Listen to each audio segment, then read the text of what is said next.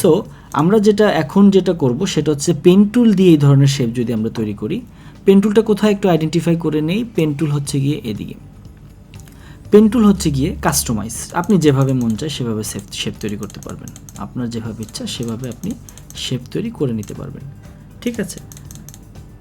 So আমরা এক কাজ করি, আমরা এখন যেটা করব, আমরা এগুলোকে আমরা রাখছি। আমরা এখন পেন টুলের মাধ্যমে, পেন টুলকে যদি আমরা লং প্রেস করি, খেয়াল করে দেখুন পেন টুলের লং প্রেসের মধ্যে আরও অনেক টুল আছে।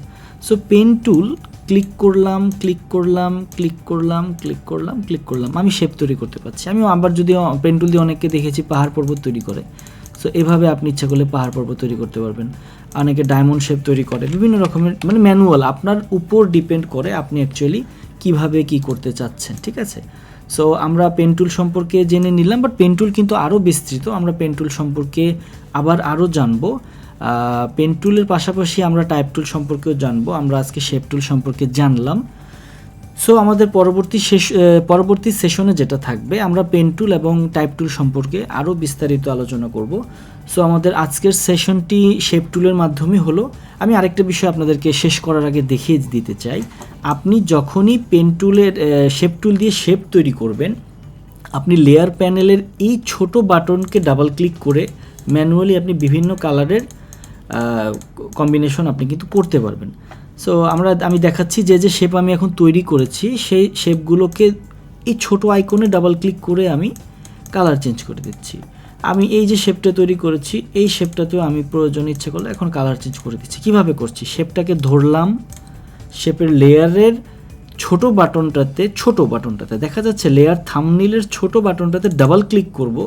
এখন আমি কালার নিয়ে নিচ্ছি, কালার নিয়ে ওকে, দেখুন শেপটা কিন্তু আমার অলরেডি লাল হয়ে গেছে।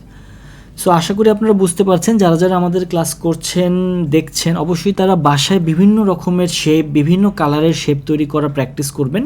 আমরা নেক্সট ক্লাসে পেন টুল দিয়ে প্রফেশনাল শেপ তৈরি করা, বা কিভাবে পেন টুল দিয়ে শেপের মাধ্যমে লোগো তৈরি করা যায় এবং কিভাবে টাইপ টুল দিয়ে লেখা যায়, আমরা বিস্তারিত আলোচনা করব। সো ধন্যবাদ সবাইকে, ভালো থাকবেন।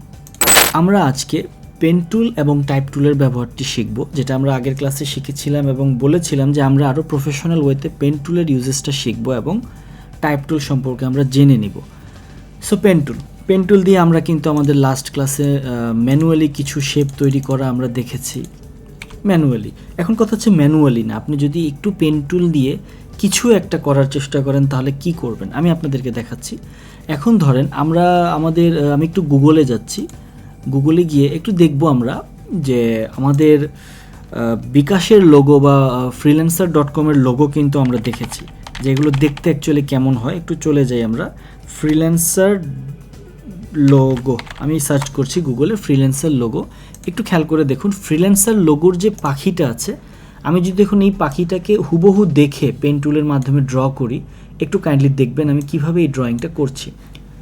আমি আমার আর্টবোর্ডটাকে একটু ভাগ করে নিচ্ছি যাতে দেখে কাজ করতে সুবিধা হয়। এখন প্রশ্ন হতে পারে যে আমি কেন দেখে কাজ করছি, এটা আপনারা অবশ্যই খেয়াল রাখবেন। প্রাথমিক পর্যায়ে যারা প্রফেশনাল ডিজাইনার এখন হচ্ছে, তারা কিন্তু একটা পর্যায়ে শুধু কপি ডিজাইন করতো, মানে আদার্স পার্সনের ডিজাইন কপি করতো। সো যতই আপনি কপি ডিজাইন করবেন, ততই আপনার ভিতরে নিজস্ব ক্রিয়েটিভিটিটা কিন্তু চলে আসবে। কিন্তু খেয়াল রাখবেন, কপি ডিজাইন করে কিন্তু কখনো ভুলেও নিজের পোর্টফোলিও সাইটে বা মার্কেটপ্লেসের সাইটে নিজের নামে চালাবেন না, তাহলে কিন্তু আপনাদের পোর্টফোলিও অ্যাকাউন্টটিও ব্যান্ড হয়ে যেতে পারে এবং মার্কেটপ্লেস অ্যাকাউন্টটিও কিন্তু সাসপেন্ডেড হয়ে যেতে পারে। সো আমরা জাস্ট প্র্যাকটিসের জন্য এই পাখিটাকে এখন আমরা পেন টুল দিয়ে আঁকবো। পেন টুল দিয়ে ইভেন যারা স্টুডেন্ট আছেন, বিগিনার যারা আছেন, তাদের জন্য সবচেয়ে সুবিধা হতে পারে যে আপনারা এটাকে ফটোশপে ওপেন করে নিয়ে এটার উপর হাত ঘোরাতে পারেন। আই থিঙ্ক হাত ঘোরালে কোনো সমস্যা হবে না। আমরা ছোটোবেলায় তো হাত ঘুরিয়েছি, হাতের লেখা শেখার জন্য কিন্তু আমরা হাত ঘুরিয়েছি। সো চলে আসুন, এই পাখিটা আছে, এই পাখিটাকে এখন আমি হাত ঘোরাবো। আমার এখানে এই পাখিটা আছে, আমার লেয়ারের ছবিটা আছে। এখন আমি পেন টুল ইউজ করব, পেন টুল জাস্ট আমি পেন টুল ইউজ করে ক্লিক ক্লিক ক্লিক খেলা খেলবো। একটা ক্লিক, একটা ক্লিক, একটা ক্লিক, একটা ক্লিক, আবার ক্লিক, আবার ক্লিক, আবার ক্লিক, আবার ক্লিক। দেখুন আমি কিন্তু অনায়াসে পাখিটাকে এঁকে ফেলছি। এখন আপনাদের কষ্ট থাকতে পারে যে আমরা নিজেরা ক্রিয়েটিভিটি করে কিভাবে বানাবো, ওটা এখন না। আমরা যারা বিগিনার আছি, আপনারা যারা আমাদের ক্লাস দেখছেন, এর আগের কয়েকটা ভিডিও দেখেছেন, তারা স্বাভাবিকভাবে আমি ধরে নিব বেগিনার, আপনারা আসলে কিছু পারেন না। সো এই প্র্যাকটিসটা প্রাথমিক প্র্যাকটিস, আপনি আস্তে আস্তে দেখবেন যত ভিডিও দেখতে থাকবেন আমাদের কোর্সের শেষ পর্যায়ে গিয়ে পাখি কেন, আমি যদি আপনাকে বলি এই পেন টুলের মাধ্যমে এই প্রসেসিংয়ে একটা পাখি না একটা কচ্ছপ আঁকেন, আই থিঙ্ক আমি মনে করি সম্পূর্ণ কোর্স শেষে আপনি নিজেই তৈরি করে দিতে পারবেন। সো আমি কিন্তু অলরেডি এঁকে ফেলেছি। এখন আমি যদি এই পাখিটাকে ব্লু না করে আমি আমার মতো করে একটু গ্রিন শেপ দিয়ে তৈরি করি, আই থিঙ্ক আমি এই কালারটা দিতে চাচ্ছি, আমি এই কালারটা আমি কালারটা দিয়ে দিচ্ছি। দেখুন আমি ডাবল ক্লিক করে এখান থেকে কালার না নিয়ে ডাইরেক্ট আমি যে কালারটা দিয়েছি আগে সেখান থেকে পিক করে আমি দিয়ে দিচ্ছি। এর মাধ্যমে কিন্তু আমাদের টুলবক্সের আই ড্রপার টুলের কাজটা কিন্তু আমরা জেনে নিলাম। ডাবল ক্লিক করছি, এই কালারটা পিক করে নিয়ে নিচ্ছি।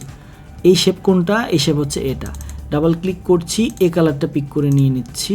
ডাবল ক্লিক করছি, এই কালারটা পিক করে নিয়ে নিচ্ছি। সো আমাদের কিন্তু সেম হুবহু আপনি দেখবেন যে freelancer.com এর লোগোটা কিন্তু আমরা পেন টুল দিয়ে তৈরি করে ফেলেছি।